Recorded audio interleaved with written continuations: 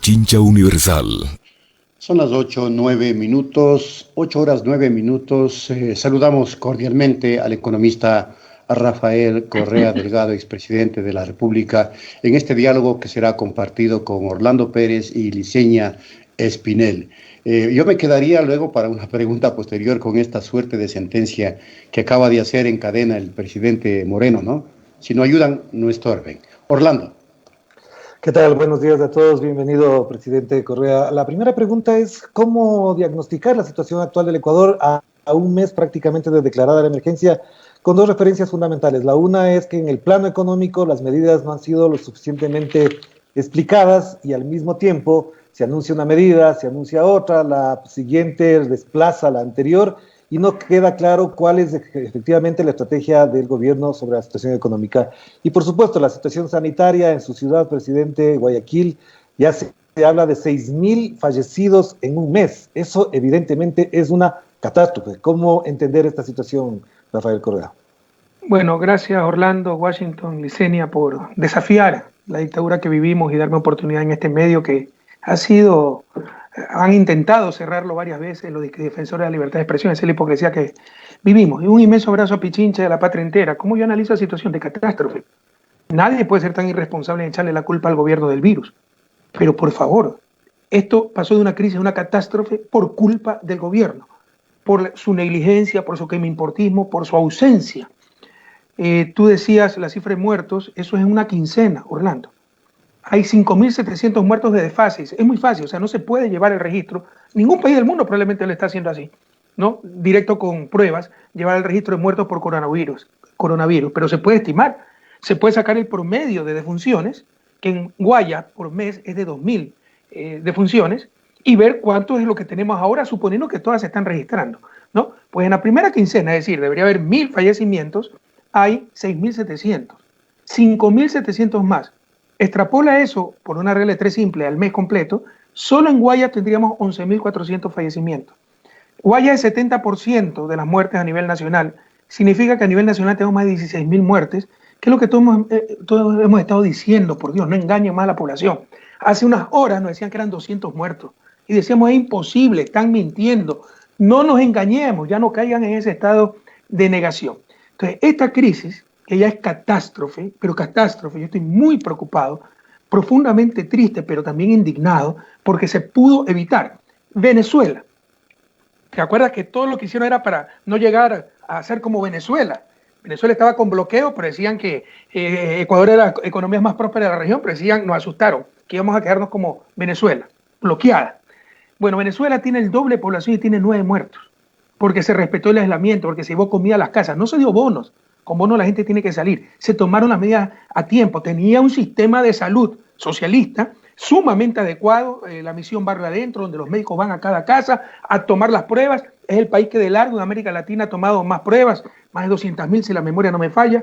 Y es un éxito total en la contención del virus. Aquí se hizo todo lo contrario. En enero ya se sabía los protocolos contra el virus, no se hizo nada.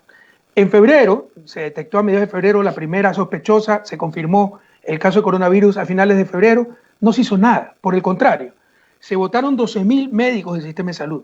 Se cortó el convenio, 12.000 profesionales de la salud, entre ellos miles de médicos, o administrativos también, ¿no? Profesionales que pertenecían al sistema de salud. Se cortó el convenio que teníamos con Cuba, 400 médicos cubanos regresaron en diciembre de 2019. Se redujo el presupuesto en salud y la gente aplaudía. Los populistas éramos nosotros porque hacíamos hospitales de 500 camas que ya no se hacen, la ignorancia es atrevida, ¿no? Y los técnicos responsables eran ellos que debilitaban el sistema de salud. Entonces, esta crisis, la peor en la historia del país, 2016, tuvimos una crisis muy fuerte con el terremoto, la caída de los precios del petróleo, apreciación del dólar, pero fue puntual. Esto va a durar varios meses. Tal vez en el acumulado todavía es mayor lo del 2016, pero aquí lo peor está por venir. Entonces, nos tomó en la peor condición posible. Sin gobierno, un gobierno ausente, un gobierno totalmente desgastado, un gobierno que en complicidad con cierta prensa nos hizo creer que el reparto de la patria era diálogo y el liderazgo era autoritarismo, que nos hizo creer que los estados de emergencia eran malos porque servía para la corrupción, tratando de satanizar todo porque no podían negar nuestras obras.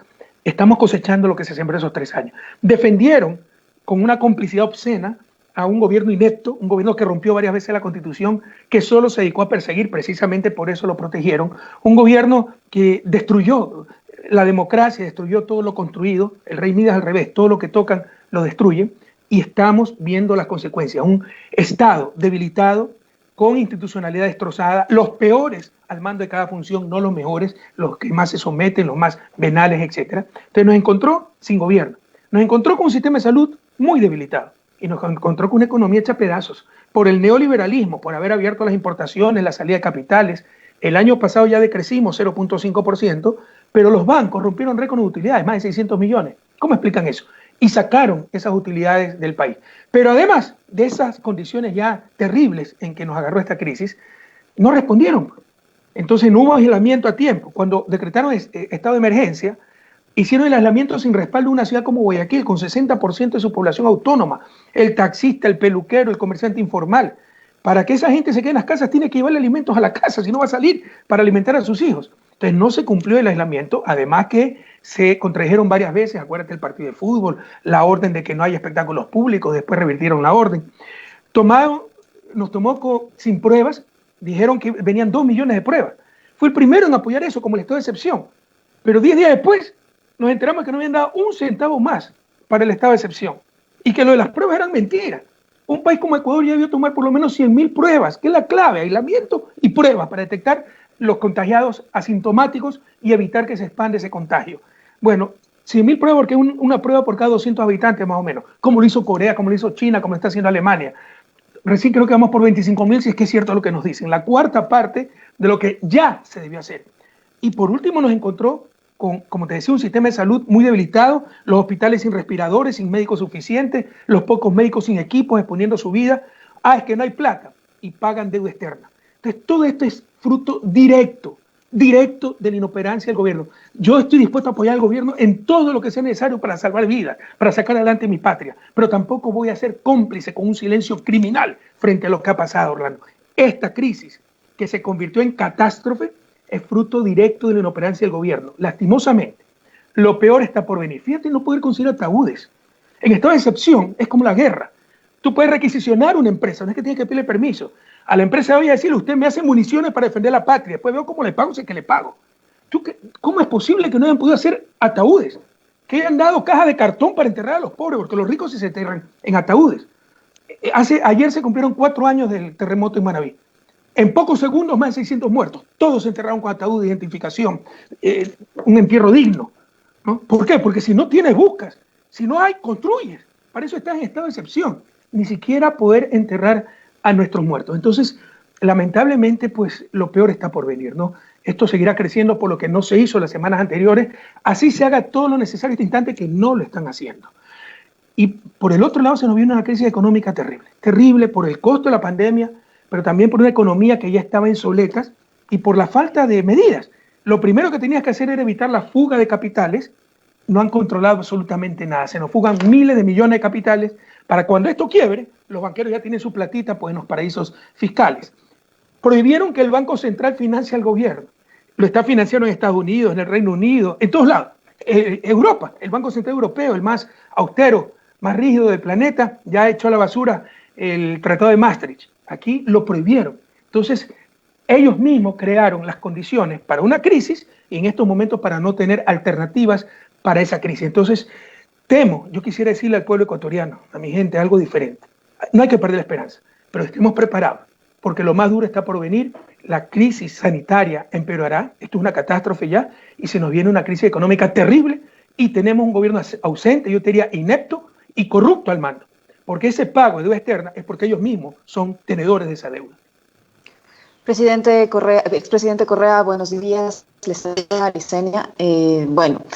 El gobierno ha tomado algunas disposiciones para supuestamente enfrentar esta situación, como las 2 leyes que ha enviado anoche a la Asamblea Nacional, una denominada ley humanitaria y la otra para ordenar las finanzas públicas. En la una se establecen algunas contribuciones de los ciudadanos, de todos, públicos y privados, que ya no iría a un fondo manejado por el sector privado, sino iría a la cuenta del Tesoro, y en la otra algunas disposiciones en materia de legislación económica.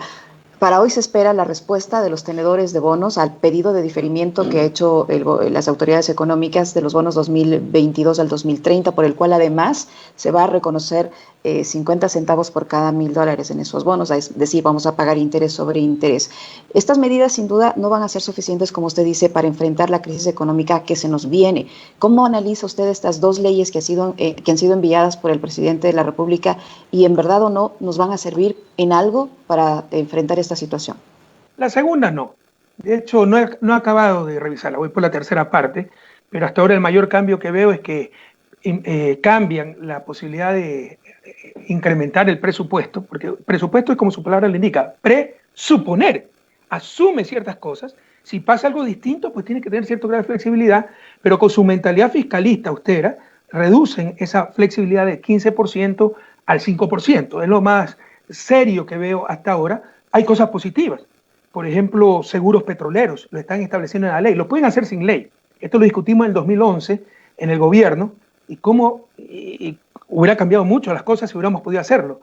Pero no quiso hacerlo Finanzas, me presentaron un informe negativo y entiendo sus temores. Y entiendo que ahora hagan una ley para respaldarse. ¿Por qué? Porque son carísimos. Si gastas 400, 500 millones de euros petroleros y el precio del petróleo sube, te van a decir ladrón y te mandan preso. Si el precio del petróleo baja y ahorraste por los 400 millones, 4.000 millones, te van a candidatizar al Premio Nobel de Economía. Pero ¿quién se arriesga a eso? Eso es, lamentablemente, las consecuencias de todavía estar en una democracia inmadura, sin información. ¿Te imaginas por un instante si en el 2011 se discutió? Le puedes preguntar a mi equipo económico. Yo insistía en contratar seguros petroleros, ellos no querían por ese temor, ¿no? Si gastábamos 400 millones y el 2012 los precios subían. ¿Te imaginas los titulares de los periódicos, no? La banda de Correa, ahí se embolsicaron la plata. Entonces, qué difícil es gobernar en una democracia donde no hay información sino manipulación por parte de cierta prensa. Entonces, incluso veo cosas positivas, pero eso no tiene nada que ver con, por supuesto, también hay la mentalidad centralista, todo devuelven al Ministerio de Finanzas, lo que hacía Semplades, para esa mentalidad contable. Eso sí es muy grave. Eso sí es muy grave, pero me falta revisar toda la ley, pues recién la mandaron ayer de noche. Sí leí la ley de ayuda humanitaria y las cosas, las contradicciones que uno no entiende, ¿no? Lo planteaba y escuchaba a Moreno, pues lo escucho porque ustedes lo pusieron, porque yo no lo aguanto. Es que es un cinismo ya patológico, pero decir que están defendiendo a los deudores, a los que arriendan, a los padres de familia que pagan sus pensiones, cuando en verdad en la parte laboral están diciendo que se arreglen mutuamente, pues empresas y empleados y trabajadores. O sea, es David contra Goliat. O sea, ahí no va a haber acuerdo, va a haber imposición. Ahí es donde tiene que intervenir el Estado. Y no interviene. Estos tipos dejan que se les arreglen estas condiciones. De hecho, ya hay muchos trabajadores, muchas empresas que están despidiendo a sus trabajadores. Permiten que se acorte la jornada laboral y los sueldos se ajusten en función, y eso unilateralmente, sin preguntarle a nadie. En otras palabras, pues los que van a cargar el peso de esta crisis son los trabajadores en su mayoría, porque a todos nos va a tocar, menos los bancos que ya tienen asegurado todo afuera, ¿no? Entonces, esto es muy duro. Se puede hacer, nadie es ciego para entender que hay que dar cierta flexibilidad. A una empresa que no vende 3 meses, no le puede decir usted me paga y completo con todos los beneficios de ley, si no ha generado ingresos, porque va a quebrar. Por eso se requería un plan gubernamental de crédito a largo plazo para esas empresas e incluso copago, 40%, 30% de los salarios como se ha hecho en otros países, pero al menos incentivos adecuados. Perfecto. Usted quiere reducir, llegar a un acuerdo con sus trabajadores, te voto o te reduzco el sueldo, perfecto, pero nadie me declara utilidades hasta que hayan ganado lo que estaban ganando originalmente. Tramposamente, el proyecto de ley dice que no se reparta dividendos. No, entonces quiere decir que sí va a haber dividendos. Lo que va a pasar es que no se los reparte 2 años. Por si acaso, esto se puede extender hasta 4 años. Imagínate, 4 años después de la crisis, todavía poder llegar a acuerdos mutuos con los trabajadores, en otras palabras, bajarles el sueldo o votarlos, ¿no? Perfecto. Si quieren eso, y que para flexibilidad, pero que nadie me declare utilidades hasta que el último los trabajadores haya ganado lo que estaba ganando. Te faltan esas cosas, esto es una sugerencia muy respetuosa para la Asamblea. Pueden poner eso y les daña toda la estrategia malévola del gobierno, porque nadie quiere boicotear su acción, pero aquí están dando total prioridad al capital antes que el trabajo. Algo similar con los deudores, que se las arreglen bilateralmente con sus grupos de acreedores. Eso va a ser una masacre. Tiene que haber política pública, orden de autoridad democrática, constitucional, para decir, señores, aquí nadie puede ser declarado insolvente, a nadie le puede embargar nada, hasta después de tantos meses, cuando ya hayamos superado la crisis. No, que se arreglen mutuamente. O sea, es poner a pelear a David contra Goliat, y nuevamente es la mentalidad de todo a favor del capital. Y voy a lo último, lo más importante, las contribuciones. Las contribuciones, en el caso personal de salarios, van de 0 a 35%, los que ganan más de $250,000. Pero en el caso de la empresa, solo 5%. Y los que obtuvieron utilidades de más de $1 millón. Les acabo de dar el ejemplo de la guerra. En una economía en guerra, y estamos en guerra, contra la peor emergencia de la historia del país, la patria puede desaparecer, entendamos. Miles de muertos ya existen. Pueden venir miles más. Entonces, no es que yo le estoy preguntando a la empresa que hace ollas de hierro, hágame, no sea malito, las municiones para que los soldados se defiendan. No, se requisiciona esa empresa, me empieza a hacer municiones, después veo cómo le pago, cuándo le pago, etcétera. ¿Ok? Entonces, acá, los bancos han roto récord de utilidades. Lo ético es que carguen con esta dificultad los que han ganado con este gobierno, los que han sido cómplices de este gobierno. Los bancos ganaron más de 600 millones el año pasado en una economía en recesión. Se puede, de acuerdo al estado de excepción, anticipar impuestos. Anticípele 4 años de impuestos y le captan todas las utilidades, 600 millones. Y por último, se le dice crédito tributario. En el futuro, poco a poco, me deja de pagar cierto porcentaje de impuestos hasta que recupere tu utilidades, pero necesitamos ahora el financiamiento.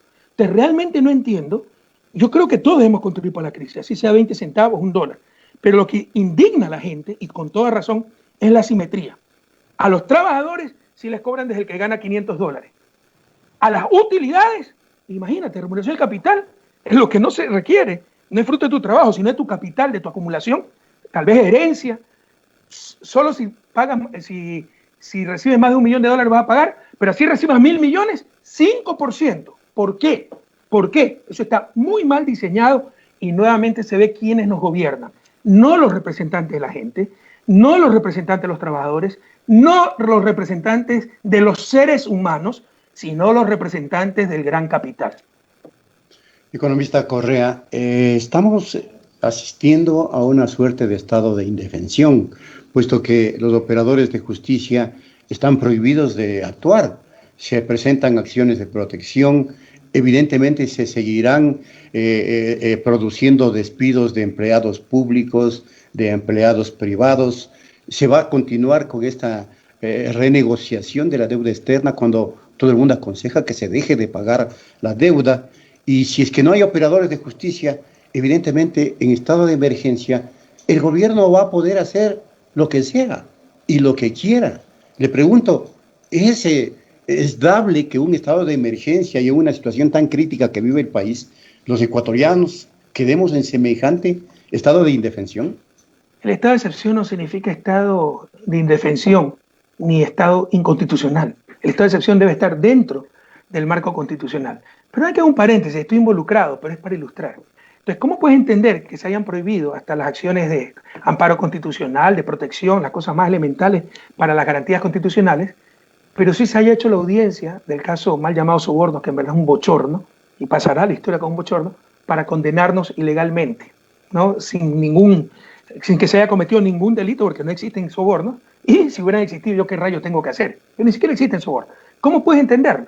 Entonces tú ves la mala fe de esta gente. ¿Sus prioridades dónde están? La de la Romo, la de la fiscal Salazar, la del propio Moreno, Sonejorce que se reunió con los jueces, ¿no? No importa que se mueran miles de personas. Lo importante es impedir que Correa nos gane las próximas elecciones. Entonces están tan apresurados para tener una sentencia firme antes de las elecciones del 2021, que uno me pueda inscribir como candidato. Entonces, ¿cómo entiendes que hay 2.000 causas represadas, que no se entienden ni las más elementales garantías constitucionales, pero sí se siguió adelante con el caso bochorno? O sea, más claro no puede estar. No es por mí, por favor, ecuatorianas, ecuatorianos, pichinchanas, quiteñas. Por la patria, estas cosas no pueden suceder, son demasiado descaradas, demasiado evidentes. Que se haga una audiencia en plena emergencia, la peor emergencia de la historia del país, en estado de excepción, en cuarentena, para condenar a Correa y que no pueda ser candidato. No puede ser, no pueden darse estas cosas. No te diría un Estado de Derecho, un Estado con seres humanos, con algo de elemental ética, moral. Entonces, creo que te he contestado tu pregunta. O sea, no hay razón para que se interrumpan las garantías constitucionales. Están votando empleados públicos, exactamente lo que recomiendan los adalides del neoliberalismo, los heraldos del neoliberalismo como el Banco Mundial. El Banco Mundial acaba de sacar un informe diciendo no hay que despedir empleados públicos. Cuando tú despides un empleado público, no es que el Estado ahorra $1.000, la economía pierde mucho más de $1.000. Porque con esos $1.000, ese empleado público compraba en la tienda de esquina, el tendero de la esquina con eso pagaba su arriendo, el dueño de la casa del tendero iba y compraba pan, el panadero con eso compraba trigo, el del trigo pagaba al molino, qué sé yo, y se reactiva la economía. Esto es tremendamente recesivo. Pero como si fuera esto poco, es criminal, pues, despedir en estas circunstancias empleados públicos o privados, en un país que ni siquiera tiene un seguro de desempleo. Nosotros iniciamos el seguro de desempleo en 2016, 2015, que están utilizándolo ahora, pero todavía es tremendamente limitado. Hay que tener 24 aportaciones o algo más al IES. Es para los afiliados al IES, solo 30% de la fuerza laboral está afiliada al IES. Entonces, bueno, los empleados públicos estarían cubiertos por esto, pero en países donde todavía el seguro de desempleo es tan incipiente, porque en Estados Unidos cuando votan trabajadores, el pequeño detalle que se les olvida es que allá hay tremendo seguro de desempleo, lo mismo en Europa, acá no los hay, ¿no? Son magros todavía, son muy incipientes. Entonces es criminal, por favor. El Estado para eso está, para en estos momentos de crisis no desamparar a su gente, hacer un esfuerzo mayor con mucha iniciativa, por ejemplo, dejar pagar deuda y mantener esos empleados públicos y después, si hay que hacer un reajuste, etcétera, lo haremos cuando ya pase la crisis. Pero en estos momentos es botarlos a la miseria, botarlos a la desesperación, botarlos a una crisis humanitaria que puede provocar incluso una crisis en todos los sentidos, incluso una crisis democrática, que la gente ya desobedezca, que haya violencia, etcétera. Y tú ves también, por favor, los que me escuchan, perdónenme mi apasionamiento, ustedes saben que soy apasionado, pero más aún en estas circunstancias, también esa mezcla de dolor, indignación. Lo que nos hacen pasar como normal es intolerable. ¿Por qué se paga deuda externa y se atrasan salarios? Es que así tiene que ser, así no tiene que ser. Es una elección política. Depende de quién esté en el gobierno, pues los tenedores de bonos o los representantes de los trabajadores de las grandes mayorías. Porque el uno se llama remuneración al capital, pagar los bonos. El otro remuneración al trabajo. ¿Dónde está la ciencia, la ley física que me dice que el capital tiene prioridad sobre el trabajo? Por el contrario, la ética, la moral, el progresismo te dice que el trabajo humano tiene prioridad sobre el capital. El ser humano tiene prioridad sobre todo lo demás. Pero no hay problema en pagar a tiempo 324 millones en deuda externa y decirle a los maestros esperen nomás 15 días y miren cómo se les arregla. O votar gente porque dicen ya no les podemos pagar su salario. Es como las elecciones. No hay problema en hablar que se suspendan las elecciones que vienen un año después para ahorrar disque 145 millones de dólares en un país democrático. Pero no pagar deuda externa, eso ni hablemos, correr un populista. No hay razón de eso. Son las prioridades que tienen quienes no gobiernan, que son los mismos tenedores de bonos. Cuando se sepa quiénes tienen esos bonos, que los compraron con descuento en el mercado, los compraron al 30%, es decir, los compraron a $30 para ganar $100, hicieron el negocio de su vida, son los mismos ecuatorianos y son los mismos banqueros, como lamentablemente siempre ha ocurrido. Entonces, no hay nada que justifique que se haya pagado deuda externa postergando necesidades urgentes. Por el contrario, el mundo entero, Fondo Monetario, Banco Mundial, Vaticano, está clamando, muchos organismos internacionales, CELAC, yo soy miembro del director de CELAC, Centro Latinoamericano de Estudios Políticos, estamos liderando iniciativas a nivel mundial para la condonación de la deuda externa latinoamericana. No hay nada que justifique que se haya privilegiado el pago de la deuda a pago de salarios y otros gastos emergentes, equipamiento de hospitales, etcétera. Y que se esté votando servidores públicos en esta crisis, solo tiene una palabra: crimen. Es realmente criminal. Presidente, antes de anoche el presidente Lenín Moreno salió en cadena nacional a justificar algunas acciones y además a explicar que no estaba escondido. Aprovechó la ocasión para mencionar que él no va a utilizar las sabatinas, que las sabatinas sirvieron para una cantidad de cosas que él mencionó ahí. Yo le quisiera preguntar, para que nuestra memoria también se refrescara, ¿cuántas veces Lenín Moreno le dijo a usted que no se hicieran sabatinas, que las sabatinas no servían para eso? ¿Hasta dónde esa relación política ahora se devela más bien como una cosa muy rara que se explica por lo que él dice o por la realidad? ¿Cómo fue esa relación? ¿Me escucha Orlando? Porque se fue un poco el audio. ¿Me escuchan?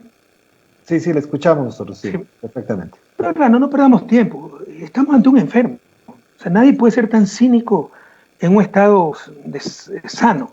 El tipo está enfermo, es patológico.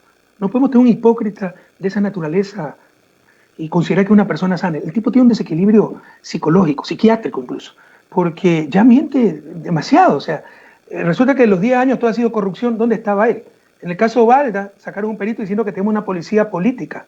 El caso Balda fue en 2012. ¿Tú crees que no va a conocer una policía política el vicepresidente?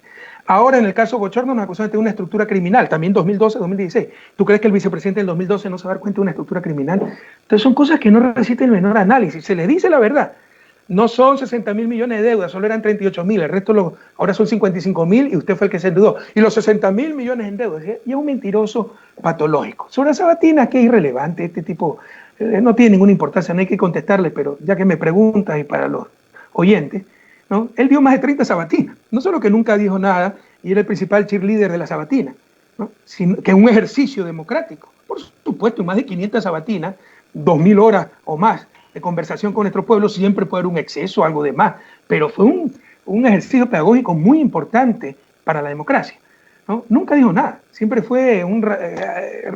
aplaudió rabiosamente la sabatina y dio más de 30 él mismo. Pero estamos ante un tipo enfermo, o sea, que es capaz de cualquier cosa, es capaz de decirte la peor mentira sin sonrojarse. Expresidente Correa, el ministro de Finanzas dijo que el Ecuador es el país de los 5. No tenemos espacio fiscal, no tenemos ahorros, no tenemos reservas internacionales, no tenemos acceso a los mercados internacionales y no podemos expandir el crédito si no llegan los dólares. En una comparecencia a la Asamblea, el mismo ministro señaló que por esta situación, estos 5 nos, vamos a dejar de recibir 7.000 millones de dólares y que el costo de la crisis sanitaria, que todavía no ha terminado, pero ya tienen ellos el costo, supera los 4.000 millones de dólares. Con este panorama, ¿qué medidas adicionales a las que ya se han anunciado cree usted que se van a tomar o recomendaría que se tomen? Faltó un no. No tenemos gobierno. Que no se hizo lo que se tenía que hacer y no se está haciendo lo que se tiene que hacer, ¿no? Por ejemplo, reasignando gasto público se pueden mover, y lo permite el estado de excepción, mover de cualquier sector salvo educación. Calculamos con un grupo de economistas progresistas cerca de 2.500 millones de dólares, ¿ya? Dejando de pagar lo que es falta de deuda externa, como lo recomiendan todos los organismos internacionales. Como es evidente, no se trata de estafar a nadie, se trata de un evidente motivo de fuerza mayor, la más grande emergencia que enfrenta la humanidad entera en el último siglo, y Ecuador para mí en toda su historia, ¿ya? Si se debe pagar deuda externa son 4.000 millones que se ahorran. Si se revierten las normas estúpidas que hicieron con el Banco Central, bancos centrales que están financiando al gobierno de Estados Unidos, al gobierno de Reino Unido, al gobierno, a los países europeos, el Banco Central Europeo, aquí lo prohibieron, que el Banco Central financie al gobierno. Eso no tiene lógica, no tiene concierto, no tiene nada. Por ahí los economistas ortodoxos dicen que la cobertura de los activos líquidos, es decir, lo que está disponible para, si retiran depósitos del Banco Central, solo son 27%. Pero se le olvida decir que la gran mayoría de depósitos son del propio sector público, pues solo liderar el sector público, es decir, nadie me retira $1 para que esta plata se movilice para financiar al gobierno. Es como un banco, ¿ok? Hay gente que deposita y se coloca crédito. La confianza del banco es que no todo el mundo va a retirar al mismo tiempo, si no hay para crédito y quiebra el banco. Pero si todo eso que están depositando es el propio sector público, hay gente del propio sector público, con liderazgo, con autoridad, con estado de excepción, se dice, nadie me retira un peso para que esto sirva como crédito para financiarnos esto y esto, ¿no? Prohibieron el crédito del Banco Central. Hay 2.500 millones. Por ejemplo, este tipo dice que no tienen reservas. Lea la introducción de la ley que mandaron ayer, urgente, ayuda humanitaria. Dicen que han estabilizado la reserva. O sea, son unos mentirosos. Vea la estadística de reserva, que por aquí la tengo, ¿eh? Cómo crecieron con nosotros las reservas. Dicen que no hay ahorro, porque para ellos, ahorro es tener plata bajo el colchón. Confunden ahorro con liquidez. En nuestro gobierno se duplicó el ahorro. Ahora, gracias a eso, tienen hidroeléctricas que le están ahorrando 1.000 millones anuales. Tienen repotenciar la refinería Esmeralda que ahorra 300 millones. Tienen el campo Tiputine que les da cerca de 800 millones. Están recibiendo más de 2.000 millones que yo nunca tuve. El país que yo recibí fue un país con apagones, ya se olvidaron. Imagínense en este momento si hubiéramos tenido apagones con la gente en cuarentena. Fue un país sin hospitales. Imagínense Guayaquil, sin el hospital del Guasmo, Monte Sinaí, Los Ceibos. Entonces están en mucho mejores condiciones, pero hay ineptitud. Y lo que quieren es cargarle todo a las personas, al sector público, seguir con su agenda neoliberal y que el capital, las grandes utilidades, los tenedores de bonos, pues no solo que salgan en NEMES, sino que salgan beneficiados. Eso es inaceptable realmente. Economista Correa, evidentemente ante la situación que vive el país se requiere de una salida política, pero al parecer no se escucha su clamor de que se encuentre esa salida política. Las circunstancias estarían obligando a los actores políticos a encontrar esa salida política, pero al parecer no existe voluntad de esos actores políticos. Y aquí cabe lo que el propio presidente dijo hace poco en la cadena, ¿no? Si no ayudas, no estorbes. Y al parecer el presidente y su equipo económico de ministros no está ayudando a superar la crisis. ¿Qué hay que hacer entonces? ¿Cómo motivar a que se encuentre esa salida política? Si no nos vamos a la catástrofe, o ya estamos en la catástrofe. Vea, Washington, no quiero ser inmodesto, yo tengo muchas limitaciones, pero desde joven tengo un problema, yo de estudiante de colegio, no sé, tal vez por mayor información, porque me gusta estudiar, veo un poquito, normalmente veo un poquito más lejos que el resto, y me anticipo a tomar decisiones que la gente no entiende, aunque en general en América Latina, en la ceguera latinoamericana, en la ceguera ecuatoriana, en la mediocridad de nuestra política, el tuerto no es rey, es sencillamente loco, porque el resto ni lo entiende. Entonces acuérdese, cuando empezaron a jugar con el país, a desinstitucionalizarlo, cuando querían y votaron a Jorge Glass, yo le dije, un proceso de inestabilidad como en el 99 cuando votaron ilegalmente a Abdalá Bucaram, porque lejos de lo que yo pienso de Abdalá Bucaram, su salida fue ilegal. Pusieron a Alarcón, presidente interino. Bueno, en 3 años tenemos 3 vicepresidentes. Imagínense si Jorge Glass siguiera en la vicepresidencia. Él dirigió la emergencia de Manabí. Ahora tenemos un muchacho de buena cuna que no sabe dónde está parado y está haciendo campaña electoral. Entonces, luego, pues con el 7 veces sí, están desinstitucionalizando al país, están debilitando la capacidad del Estado. Cuando votaron a la basura el programa que ganó en las urnas, están haciendo un daño a todos nosotros. Hoy estamos llorando lágrimas de sangre por lo que se sembró esos 3 años. Acuérdense el dinero electrónico. ¿Cómo nos hace falta en este momento el dinero electrónico? Hubiéramos mandado vía dinero electrónico el bono que quieren dar, sin mover a nadie, ya a los diferentes hogares, a todos los que tienen un teléfono celular, y ellos podrían hacer sus compras de manera segura, incluso también pagándole, obviamente, pagando electrónicamente en la tienda, ¿no? Sin contacto con el tendero. Entonces, hemos visto un poquito más lejos, y eso se ha aprovechado una prensa, como dicen los jóvenes, atrasapueblo, una clase política mediocre, para desinformar siempre, ¿no? Entonces, hace 3 semanas, en octubre, dije, ya el gobierno está clínicamente muerto, de un paso al costado. Para no darle la razón a Correa, lo siguieron sosteniendo. Hubo 11 muertos, 1.300 detenidos, 1.300 heridos, 1.200 detenidos. Prefirieron ese altísimo costo humano, pero no darle la razón a Correa y lo mantuvieron artificialmente con vida a este gobierno. Y ahora lloramos lágrimas de sangre. Hace 3 semanas, yo fui el primero, el 16 de marzo, grabé un video cuando sacaron el estado de excepción, tardío, pero lo sacaron, dije, este gobierno nos ha perseguido criminalmente, pero es el momento de la unidad y la autoridad, porque entiendo muy bien que en crisis se requiere autoridad, unidad de mando, hay que respaldarlo, pero 10 días después renuncia al ministro de Salud diciendo que no le han dado un centavo. Luego se sabe que era mentira, que venían 2 millones de pruebas. Luego nos dicen que no hay plata para respiradores, para médicos, pero pagan deuda externa. ¿Qué más hay que esperar? O sea, no soy tonto, o sea, ya no me puedo engañar, no puedo ser irresponsable, no me interesa mi futuro político, nunca he entendido qué es eso. Me interesa decirle la verdad a mi gente, sacar a mi gente de su desarrollo, salvar vidas. Y vamos directo al precipicio. Por eso dije hace 3 semanas, el gobierno tiene que dar un paso al costado. Ya estamos en una catástrofe, pero va a ser mucho peor esa catástrofe. Correa desestabilizando, que loco, hoy muchas voces dicen lo mismo. Ir a muerte cruzada es una locura, es lo que más nos conviene políticamente, porque habría que convocar elecciones en 7 días y si no lo hacen sería dictadura, y yo puedo participar y les gano las elecciones. Políticamente es lo que más nos conviene. Si tanto lío que están haciendo con la audiencia en plena crisis es para evitar que participen en elecciones.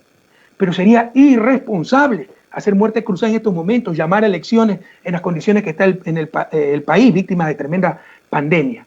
La forma constitucional, no traumática, para tener gobierno, alguien que lidere, es que este señor y su vicepresidente renuncien y eligen la asamblea de una terna que puede ser de consenso y pongan el peor anticorreísta, no me importa, ¿no? Con tal de que atienda la crisis sanitaria. La crisis económica es un poco diferente, porque eso sí está marcado por la ideología, ¿no?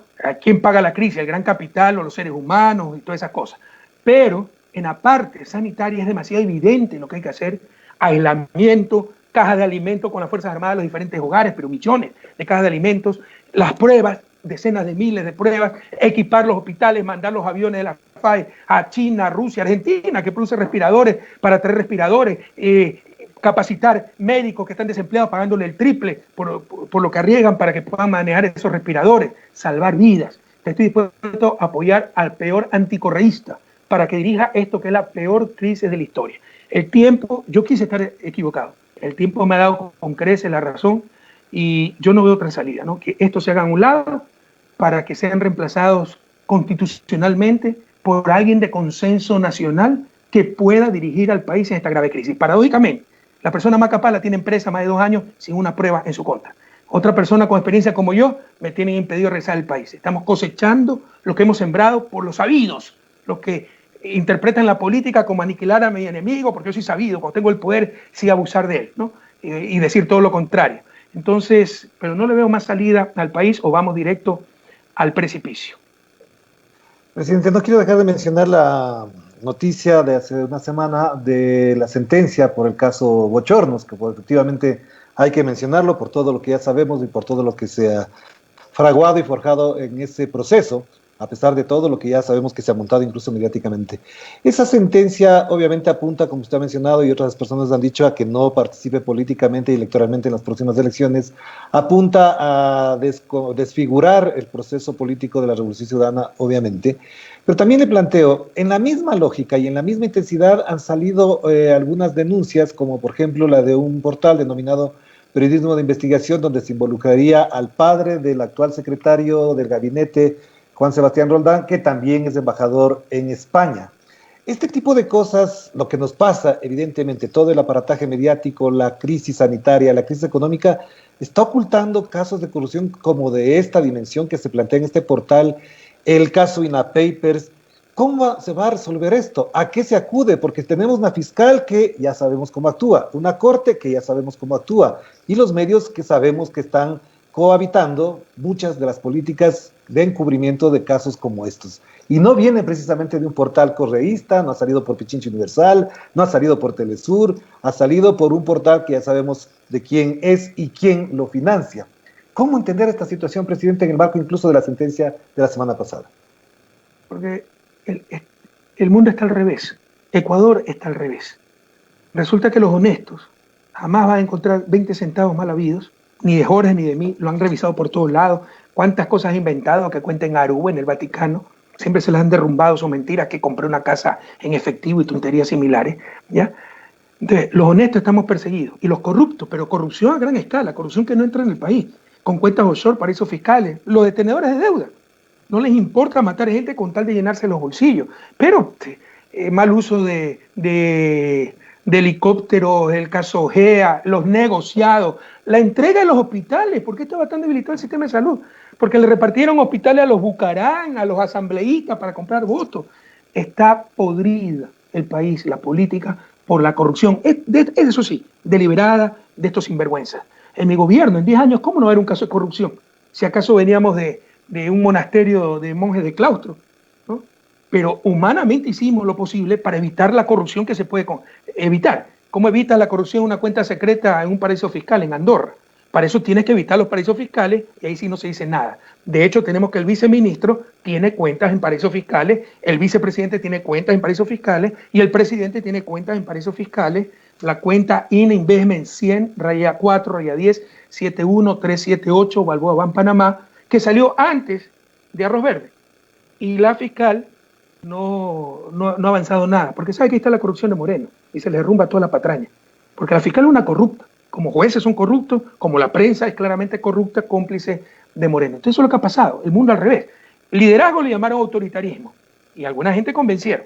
Y el reparto vulgar de la patria le llamaron diálogo. Resulta que las escuelas del milenio eran malas, las escuelas unidocentes paupérrimas, eso ha sido lo bueno y aplaudieron. Resulta que hacer hospitales de 500 camas ha sido malo. Es suficiente la medicina telemática para cuidar el coronavirus, para ponerte un respirador telemáticamente seguramente. Y despedir 12.000 funcionarios de salud ha sido bueno. Entonces nos pusieron el mundo al revés. De aquí, cuando superemos esto, y lo vamos a superar, cuando regrese el Estado de Derecho, cuando estos tipos tengan que enfrentar a la justicia, tenemos que hacer una gran reflexión. Esto no hubiera podido ser posible sin el engaño permanente de la prensa. Si no resolvemos la cuestión mediática, Ecuador no tendrá democracia. porque no es que son garantes de la democracia, nos los han robado con esa manipulación, con esa complicidad obscena, con los peores gobiernos, los más corruptos, como en el caso de Moreno. En todo caso, bochorno. Oye, la filtración. Primero, para acabar cualquier discusión, los pichinchanos escépticos, pidan que nos acepten la prueba, pues los archivos verdes del peritaje que se ha hecho internacionalmente. ¿Por qué no aceptan eso? Porque se demuestra que fueron manipulados, esto es una forja, fueron sembrados en la computadora de, ¿cómo se llama esta señora? Laura Terán. Pero no lo hicimos nosotros, lo hizo un peritaje internacional. No aceptaron esa prueba. ¿Te imaginas que yo soy el acusado? Si yo fuera culpable, te estaría temblando, no más pruebas, por favor, para ver si me salvo. No, nosotros somos los que queremos más pruebas y la fiscal y los jueces corruptos se oponen a esas pruebas. Se opusieron al informe del Consejo Nacional Electoral que dice todas las cuentas están en orden. Se opusieron al informe de SECOP, a recibirlo como prueba, que informa que todos los contratos están en orden, apegados a la ley, revisados por Contraloría, etc. Esto es una gran forja, donde han mezclado todo, gastos perfectamente legales, como que una empresa paga una tarima para inaugurar el centro de salud que construyó, hasta el Fondo de Solidaridad de la Presidencia, de donde presté $6.000. Pero como si esto fuera poco, un día antes de esta cantinflada, este circo de la audiencia de bochornos en plena crisis, se filtran pues miles de documentos. Igualito que con el caso, la publicación de Arroz Verde, demostrando que ha habido colusión entre la secretaria de la Fiscalía y el presidente del tribunal, Iván León. Pero tratando la sentencia, tratando el caso, eso es asociación ilícita, fraude electoral, tráfico de influencia. ¿Dónde están los allanamientos? ¿Dónde están los detenidos? Entonces tenemos una fiscal corrupta que está ahí solo para perseguirnos y para defender a Moreno por todos los medios. Esto no les va a durar a nivel internacional, esto se les va a derrumbar. Pero no va a cambiar a nivel jurídico, porque todo está cooptado. Cambiará cuando cambie el poder político.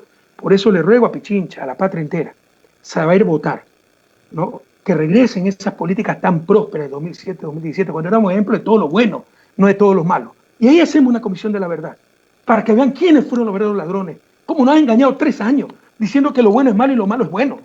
Diciendo que un ajuste de contratos era sobreprecios, haciendo creer que había corrupción, quitándonos la esperanza, quitándonos la fe en nosotros mismos, haciendo que la gente buena nunca quiera regresar al sector público para exponerse a todas estas infamias. Entonces hacemos una comisión de la verdad para aclarar todo y para que respondan ante la justicia los que por destruir a la Correa no les importó destruir la patria.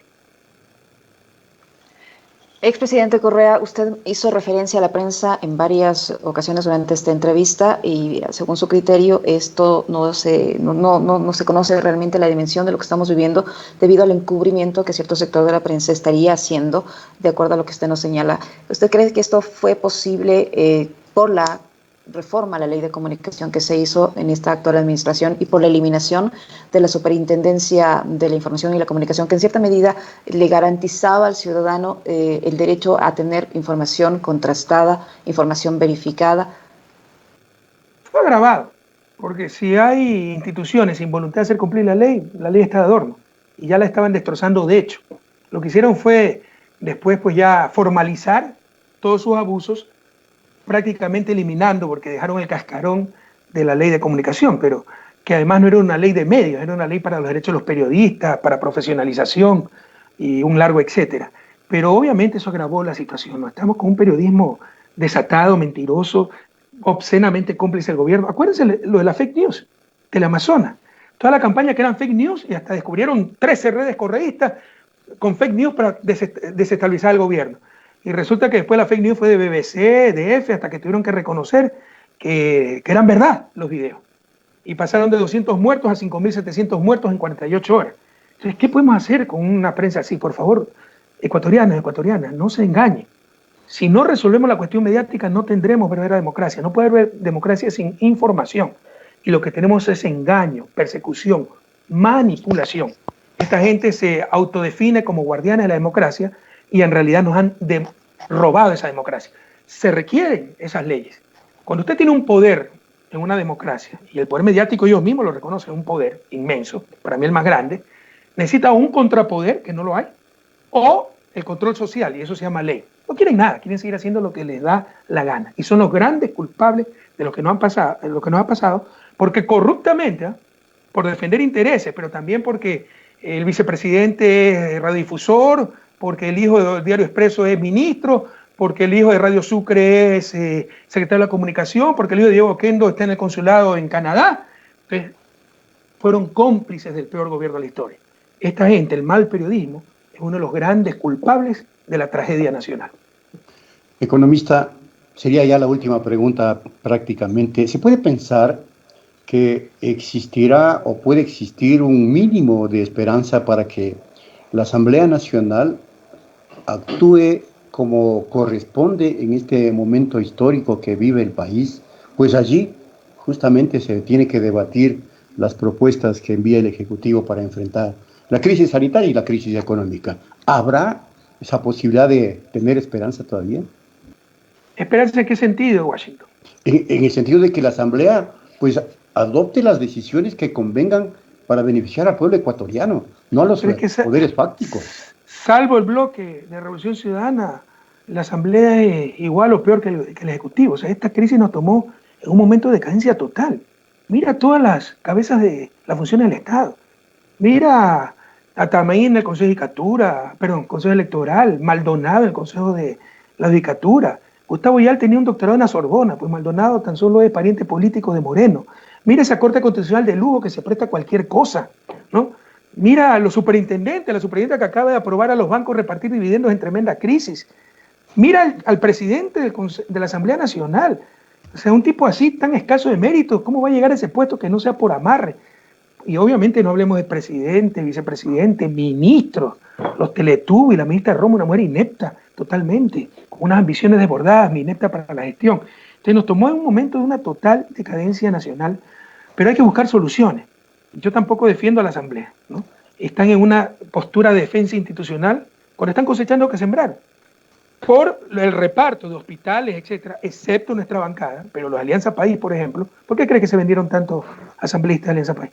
Por corrupción, pues les dieron, vaya, vea, pues lo que tiene Quiñones en Guaya, lo que tiene Arteaga en Chone, en Manabí, lo que tiene Vera en Manabí a nivel de deportes, cómo le dieron espacios y tienen a los amigos, a los familiares, a todo el mundo trabajando, ¿ya? Se vendieron al Ejecutivo. Hoy están recogiendo lo que sembraron. Pero hay que ver hacia el futuro, hay que buscar soluciones. Si usted insinúa que, bueno, si aprobar esa ley no lo van a aprobar, tal vez modificarla grandemente, como te decía, poner impuestos mucho más altos al capital y poner esa regla, ¿no? De que, perfecto, usted puede llegar a un acuerdo con sus trabajadores para bajar el sueldo, pero nadie me declara utilidad hasta que ganen el sueldo anterior y se les acabó la fiesta. Pero si lo que están insinuando es destitución del presidente, que hay los causales, el problema es que eso anticipa elecciones, a no ser que se declare una dictadura, que es peor, ¿no? Y no estamos para eso. Lo responsable frente a la ineptitud del gobierno, frente al reconocimiento del propio Moreno, que dice que está escondido porque es vulnerable, porque sus médicos le han recomendado eso, es que renuncie. Y llegamos a un consenso nacional dentro de la Constitución para nombrar una terna donde el primero sea esa persona indicada, nos podemos poner a conversar.